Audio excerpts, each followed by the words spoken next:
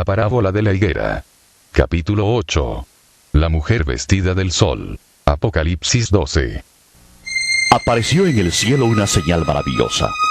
Una mujer revestida del sol, con la luna debajo de sus pies, y con una corona de 12 estrellas en la cabeza.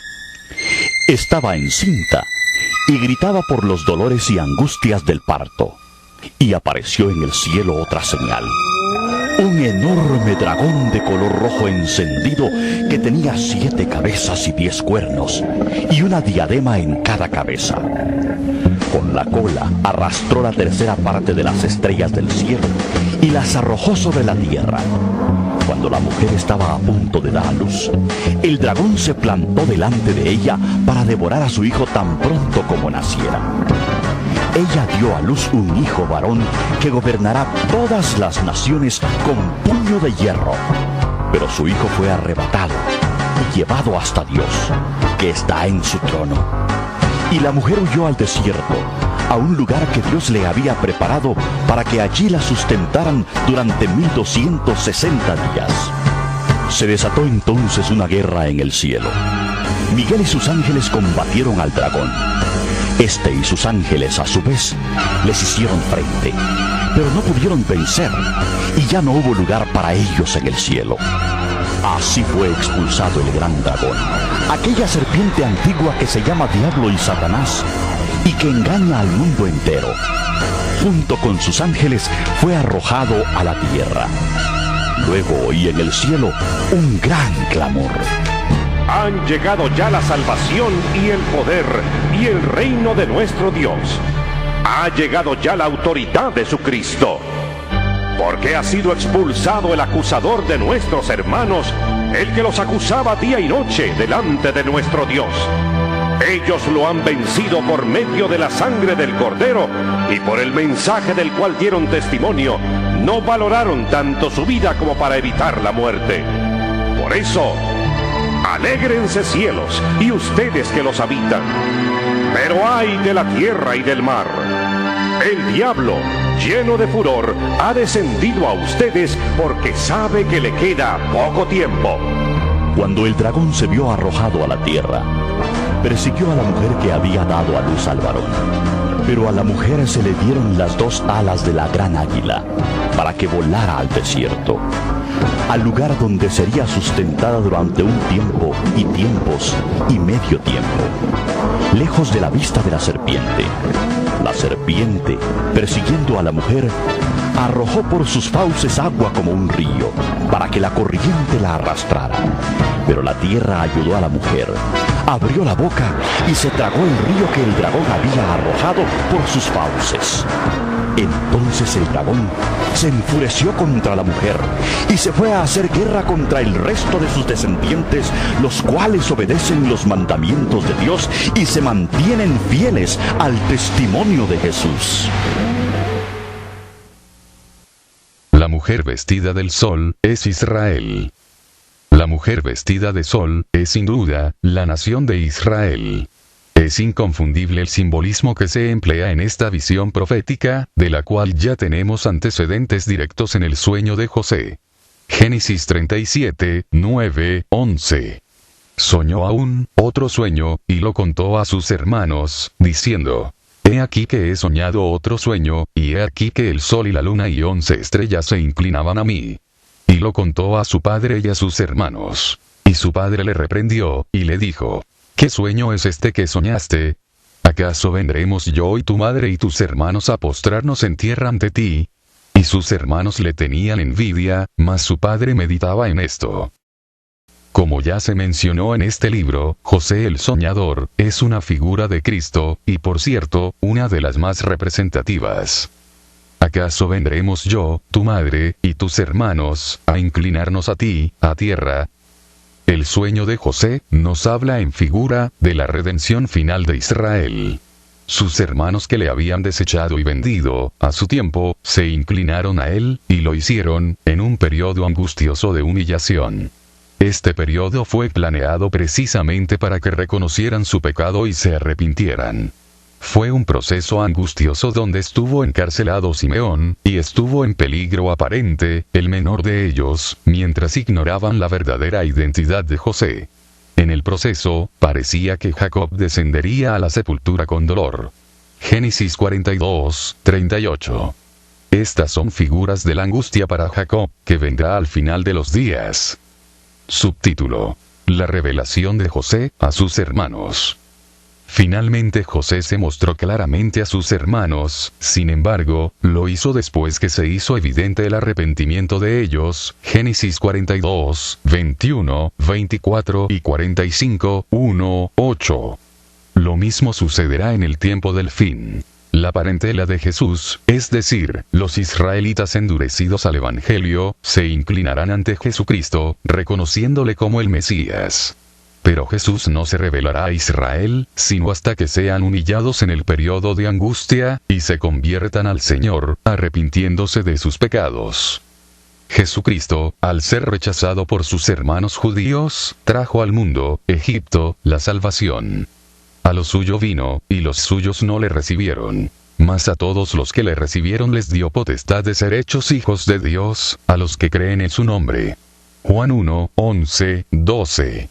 Los hermanos de José se asombraron, de que por vía de su hermano menospreciado, Dios hubiese dado provisión y salvamento para mucha gente. Génesis 45, 5, 7. Entonces dijo José a sus hermanos: Acercaos ahora a mí. Y ellos se acercaron. Y él dijo: Yo soy José vuestro hermano, el que vendisteis para Egipto. Ahora, pues, no os entristezcáis, ni os pese de haberme vendido acá. Porque para preservación de vida me envió Dios delante de vosotros. Pues ya ha habido 2 años de hambre en medio de la tierra, y aún quedan 5 años en los cuales ni habrá arada ni siega. Y Dios me envió delante de vosotros, para preservaros posteridad sobre la tierra, y para daros vida por medio de gran liberación. Este es exactamente el cuadro que tenemos hoy. Jesús vino al mundo, y el Evangelio ha corrido entre las naciones, y son millones los que han sido salvos por el Evangelio de Jesús. José había acumulado mucho trigo en Egipto, así como son millones en el mundo que Jesús ya ha salvado. Israel se sorprenderá de ver la obra que el Mesías ha hecho, para beneficio de todas las naciones, y en la gran tribulación. 1. Ellos se inclinarán a él. 2. Y él se revelará a ellos. Compare el arrepentimiento de los hermanos de José, con el arrepentimiento y el llanto de las tribus de Israel sobre el Mesías, en el tiempo del fin. Zacarías 12, 10, 14. Dios encerró a todos en incredulidad, para tener misericordia de todos. Subtítulo: Esparcimiento y retorno del pueblo santo. Los judíos fueron esparcidos a las naciones, después de la destrucción de Jerusalén en el año 70, porque recién comenzaba el tiempo de los gentiles. En la visión apocalíptica, esta mujer vestida del sol, con la luna debajo de sus pies, y una corona de 12 estrellas, es la nación de Israel. Debemos aclarar que Israel siempre ha sido nación ante Dios. Jeremías 31, 35, 37. Sin embargo, el Estado de Israel fue reconocido oficialmente desde 1948, y con la proclamación del Estado de Israel, terminaron casi 2000 años de exilio de la tierra prometida. Israel, y los acontecimientos relacionados a él, son esa grande señal en el cielo. El retorno del pueblo a la tierra de Israel, y a la ciudad de Jerusalén en 1967, es un cumplimiento profético de suma importancia para la consecución de lo que dijeron los profetas que sucedería en el tiempo del fin. Ahora bien, sin minimizar la importancia del retorno del pueblo a Tierra Santa, el establecimiento del Estado judío en 1948, y la reconquista de Jerusalén por los judíos en 1967, la realidad es que ninguno de estos eventos constituye el meollo de lo que dijeron los profetas, en cuanto a lo que debe suceder en la nación de Israel, al final de los días. Lo verdaderamente importante que sucederá, y así lo dijeron todos los profetas, es la redención de esa nación, por la sangre del Mesías. Es obvio que no podía llevarse a cabo esa redención, entre tanto que Israel estuviese esparcido, y sin patria. Los profetas enfatizan la final redención de Israel, sí. pero dejan muy en claro que ésta sucederá en Judea y en Jerusalén. Además, en la profecía de Ezequiel 37 sobre el valle de los huesos secos, es progresiva la resurrección de Israel. Primero se juntan los huesos, luego sube carne y tendones. Pero faltaba el Espíritu de Dios, para que estos muertos vivieran. Sí, el establecimiento del Estado judío es importante, pero ellos siguen muertos en delitos y pecados, hasta que se derrame el Espíritu de Dios sobre la generación que no pasará, y se conviertan, y reconozcan al que traspasaron. No olvidemos que las 70 semanas estaban determinadas sobre tu pueblo, salvación para el pueblo, y sobre tu santa ciudad, exaltación y reivindicación mundial, para la santa ciudad, y que Israel quedó, en cuanto a la salvación, literalmente a la espera de que se concluya el número de redimidos gentiles que han de ser salvos. Era pues necesario que primero comenzara el retorno del pueblo, para que se instalara, donde debían estar, para llegar así al final cumplimiento de la profecía bíblica. Algunos nos dirán, creemos en la redención de Israel, pero eso sucederá después de la segunda venida de Jesucristo. Aquí tenemos a la vista un cuadro muy común. El creer en un evento claramente revelado en las Escrituras, pero confundir el tiempo del mismo. No es un hecho insólito el que se confunda el tiempo de la redención de Israel. Ya se hizo así al principio, Lucas 24:21. El verdadero problema es no creer al apóstol que fue autorizado por Dios para explicarnos este misterio.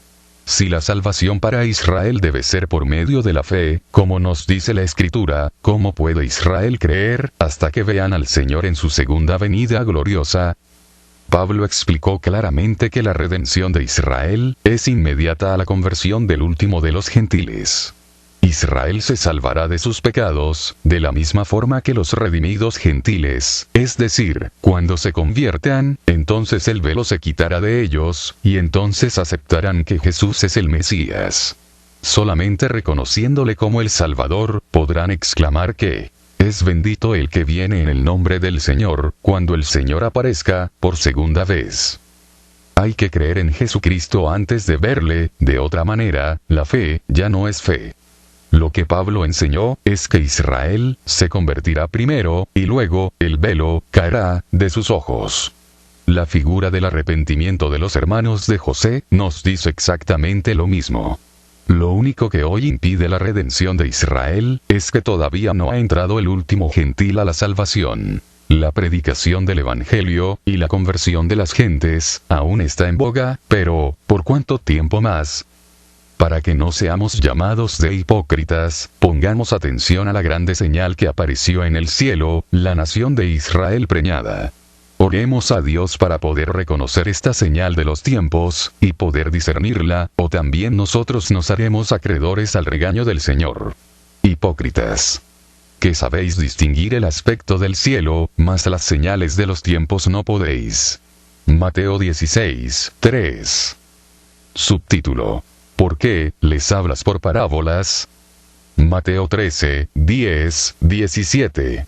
Entonces, acercándose los discípulos, le dijeron: ¿Por qué les hablas por parábolas?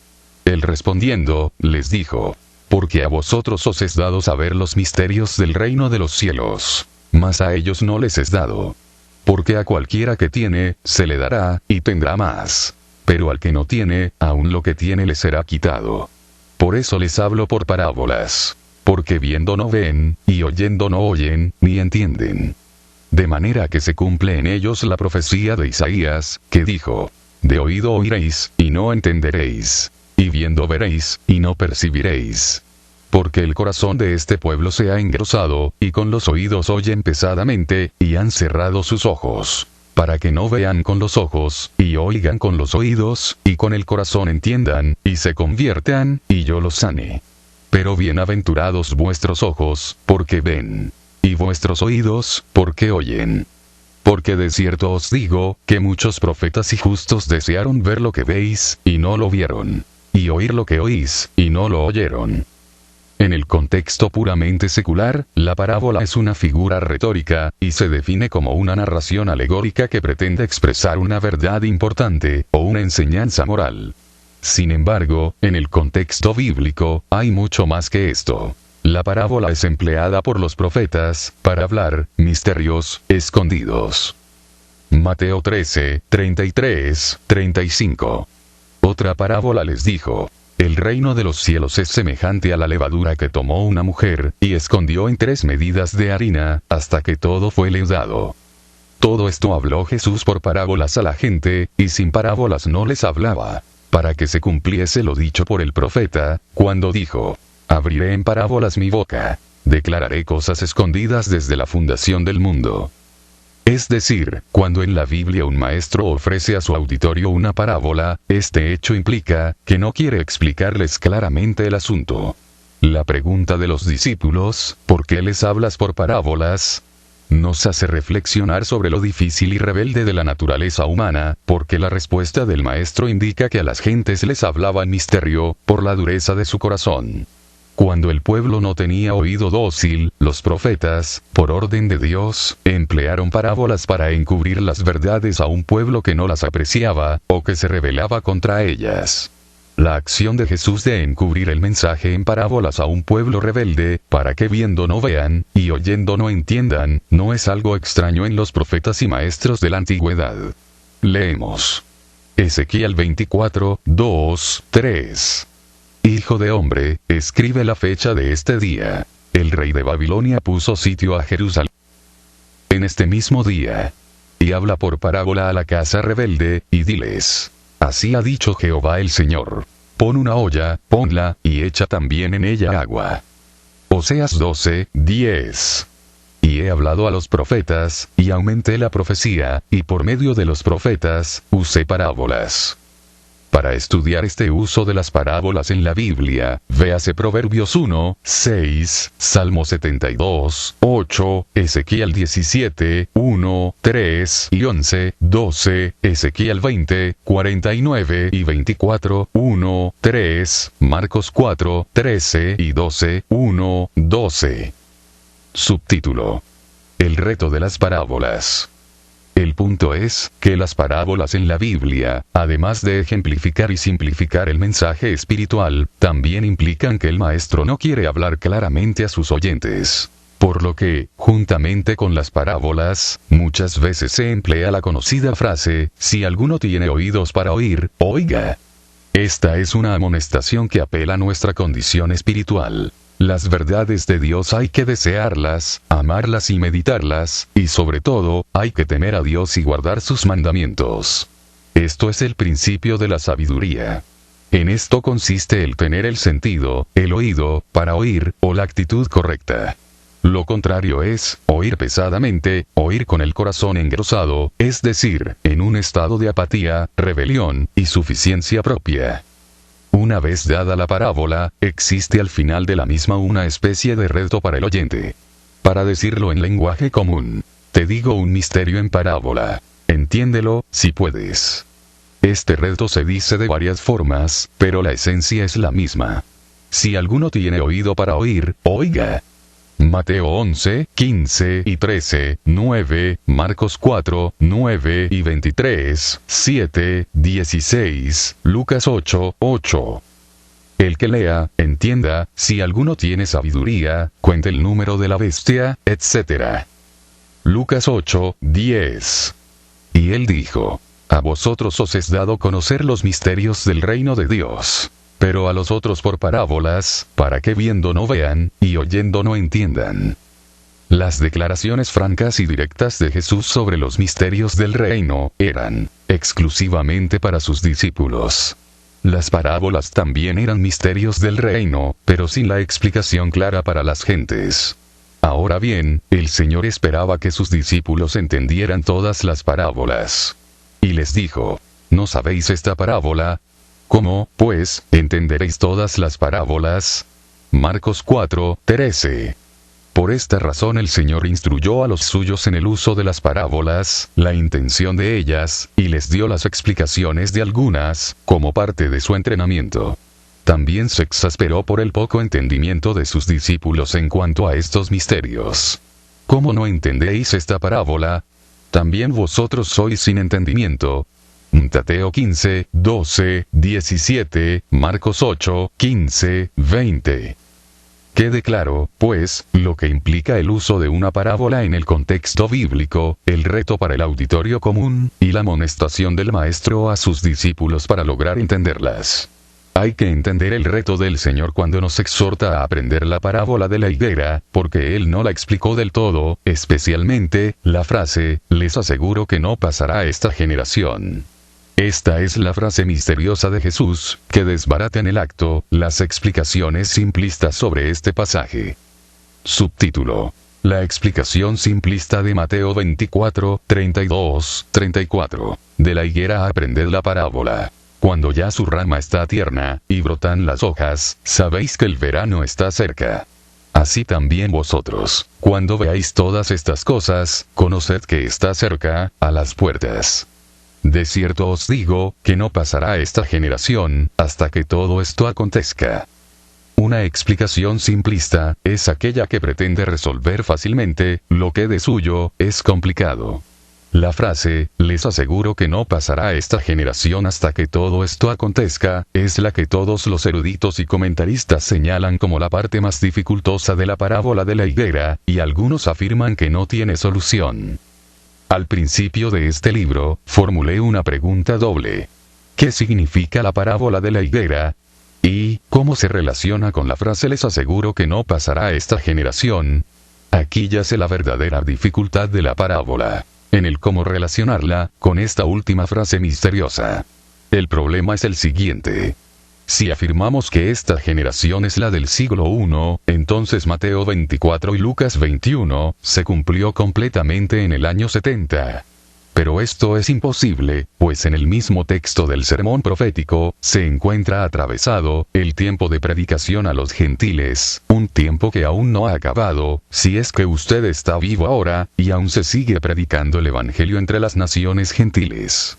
Sería también muy osado y ridículo afirmar que en el siglo I se cumplieron todas estas cosas. El Hijo del Hombre viniendo, la lamentación de todas las tribus de la tierra que ven al Hijo del Hombre viniendo sobre las nubes con grande poder, los ángeles juntando los escogidos de los 4 cabos, etc. Por otro lado, la explicación simplista que nos dice que la higuera no representa nada especial, sino que es una sencilla comparación para enseñarnos que, así como la higuera reverdece, indicando que ya está cerca el verano, así cuando se cumplan todas las señales, todas, no solamente una, así sabremos que la venida del Señor está cerca, adolece de varios defectos. La primera pregunta que surge es: 1. ¿Cuántas de estas señales se han cumplido ya, para saber cuántas faltan por cumplirse, y así poder aplicar este enfoque, y saber que ya está cerca la venida del Señor? Si no podemos contestar esta pregunta, la comparación se vuelve inútil.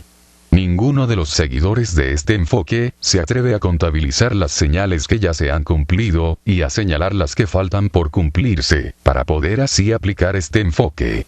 Un enfoque que no puede aplicarse en la práctica, seguramente está errado. Pero la parte más difícil de esta explicación simplista es: 2. ¿Cuál es la generación que no pasará, sin que se cumplan todas estas cosas? Necesitaríamos saber cuál es la última cosa que esperamos se cumpla, para poder ubicar a la última generación que mencionó Jesucristo, porque Él aseguró que ésta no pasaría sin que todas estas cosas se cumplan. Los proponentes de este enfoque simplista, enmudecen ante estas dos necesarias preguntas. Esta es pues una explicación simplista, porque no explica nada, y porque no puede aplicarse en la práctica, para saber la cercanía que mencionó Jesucristo, y cuál es esa generación que no pasará.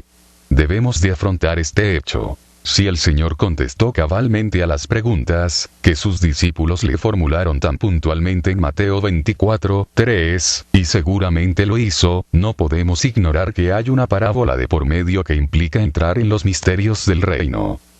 No podemos ignorar el reto del Señor de aprended o discernir la parábola propuesta, y tampoco podemos desechar o eludir la declaración aseverativa. De cierto os digo, que no pasará esta generación, sin que todas estas cosas se cumplan. Si no podemos explicar esta última afirmación del Señor, la parábola pierde su objeto, porque ciertamente está íntimamente ligada a ella. En realidad, esta misteriosa declaración aseverativa del Señor aparece como la última señal de la cercanía de su venida. Se presenta como el límite para que se cumplan todas estas cosas. Lucas 21, 29, 32. También les dijo una parábola. Mirad la higuera y todos los árboles. Cuando ya brotan, viéndolo, sabéis por vosotros mismos que el verano está ya cerca. Así también vosotros, cuando veáis que suceden estas cosas, sabed que está cerca el reino de Dios. De cierto os digo, que no pasará esta generación hasta que todo esto acontezca. El mismo problema aparece en el texto de Lucas. La frase sobre la generación que no pasará sin que todo acontezca, hace tropezar a los preteristas extremos, como también a los proponentes de la comparación simplista. ¿Cuál es la generación que no pasará, sin que todo se cumpla? Luego, tampoco podemos decir que Israel se fundó como un estado desde 1948 y que allí reverdeció la higuera, porque esto implicaría que se debería aplicar la figura igualmente a todas las naciones, si es que éstas están representadas por todos los árboles en la parábola.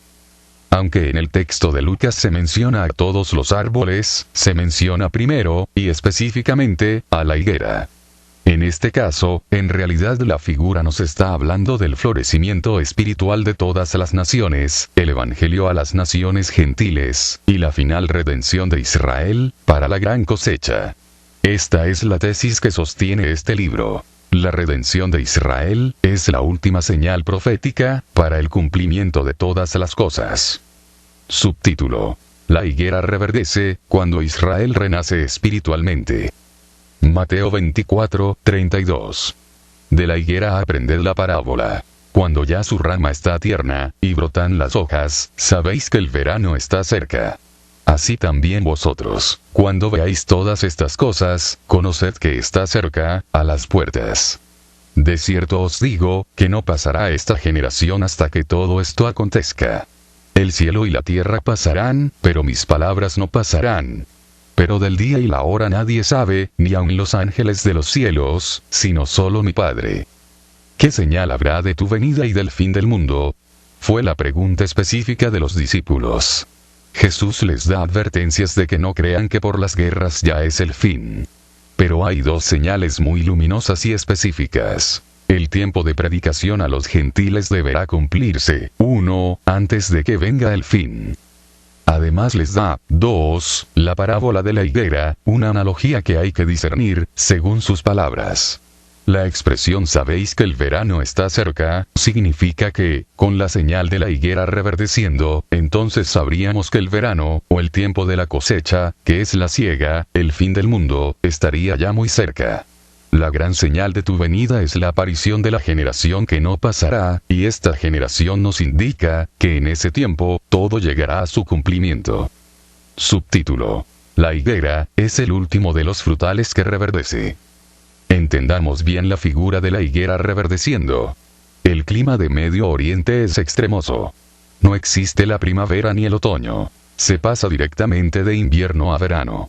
De hecho, la Biblia no contempla, sino solamente estas dos estaciones, Génesis 8, 22, Salmo 74, 17. Cuando el invierno llega a su fin, las primeras lluvias caen sobre la tierra, y los árboles de hoja caduca inician el proceso del reverdecimiento.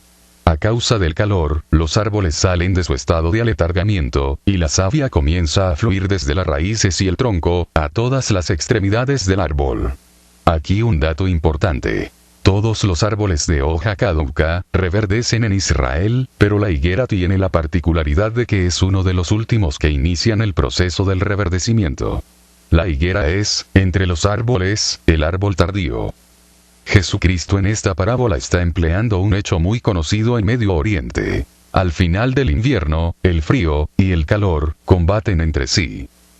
Y entonces, hay días fríos y otros calurosos, hasta que finalmente, se establece bien el verano. Pero siendo que la higuera es de los árboles más tardíos en reverdecer, entonces, cuando la higuera reverdece en Medio Oriente, esto es un indicio inequívoco que el verano ya está a las puertas. La vida que estuvo dormida, ahora fluye libremente por el árbol, y comienzan a enternecerse las ramas, y a retoñar. enseguida salen las hojas, y finalmente, el fruto. Reverdecer, en un árbol, es volver a la vida. El árbol literalmente vuelve a nacer. Se trata, literalmente, de un nuevo nacimiento para el árbol. Subtítulo: Jesús era el árbol verde. ¿A qué se refiere el concepto de reverdecer en la parábola propuesta? Jesús declaró a los judíos que Él era el árbol verde. Lucas 23:31. Esto era una referencia al pimpollo, o el retoño, es decir, el hombre que estaba ungido con los 7 espíritus de Dios. El reverdecimiento, pues, de la higuera, es el nuevo nacimiento de Israel. Es su despertar espiritual. La nación producirá una generación santa, escogida, redimida, y llena del Espíritu Santo. El reverdecimiento de la higuera se refiere específicamente al derramamiento del Espíritu Santo en la última generación israelita.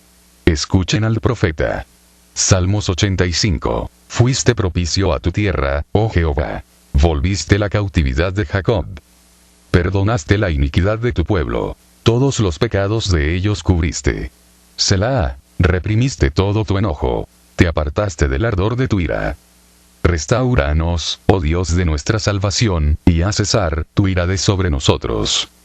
¿Estarás enojado contra nosotros para siempre? ¿Extenderás tu ira de generación en generación? ¿No volverás a darnos vida, para que tu pueblo se regocije en ti?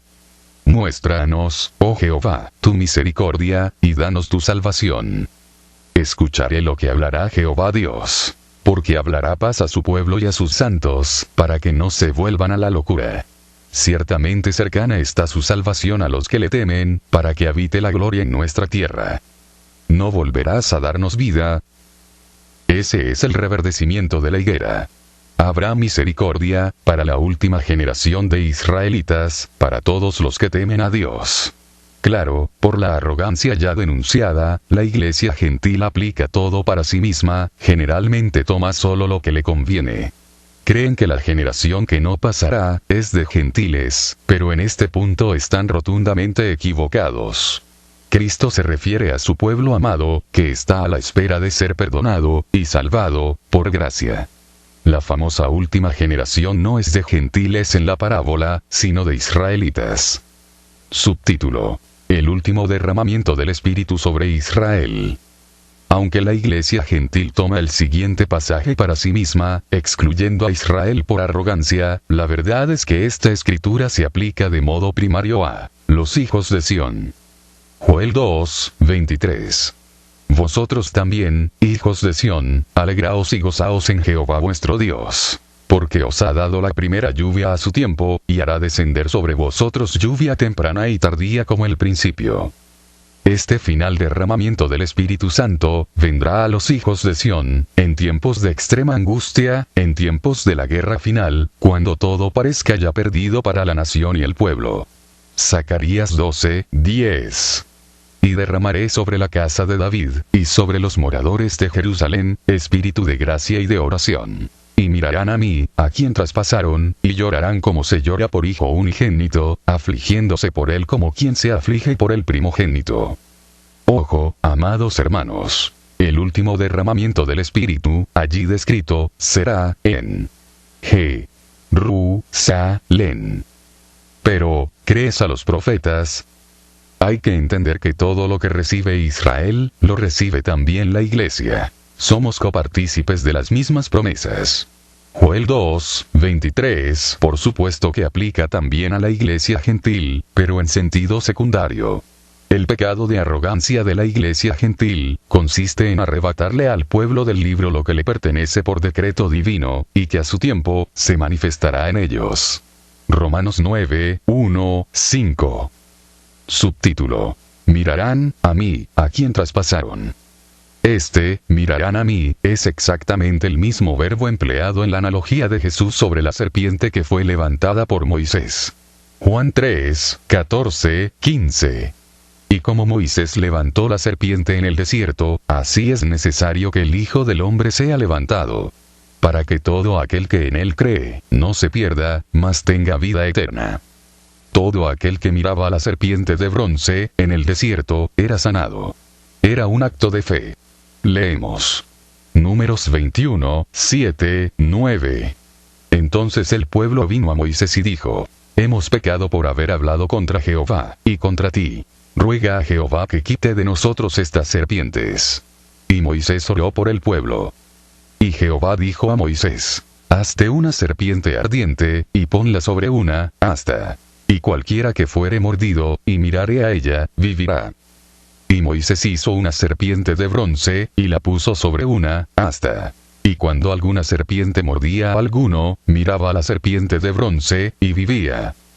Jesús, con esta figura profética, le mostró a Nicodemo que era Moisés mismo quien había hablado de él, y de su sacrificio salvador, y que todos debían mirar a él, o lo que es lo mismo, debían creer que él era el Mesías, y que sería sacrificado para salvación de ellos.